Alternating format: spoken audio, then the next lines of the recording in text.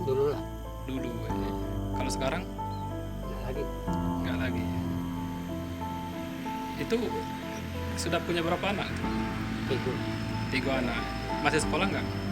nggak berhenti, Berhenti. Berhenti kenapa? Biaya. biayanya kurang. Biaya kurang. Jadi selama ini bantuan itu belum ada, Pak? Kata segala bantuan lain, Bantuan. Itu kegiatan kita sehari-hari itu apa itu, Pak? jual umut, apa yang cari yang berkah yang halal. Oh, yang halal.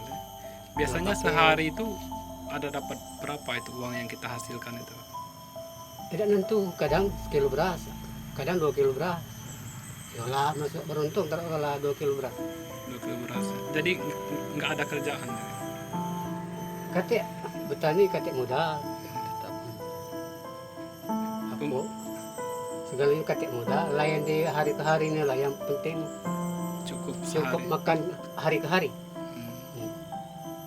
Sudah ada belum pemerintah yang istilahnya nyurvei misalnya kan ke tempat bapak nanya-nanyai berapa orang anak atau Belum keluar perintah tapi kados sudah ada. sudah pernah ya? Iya.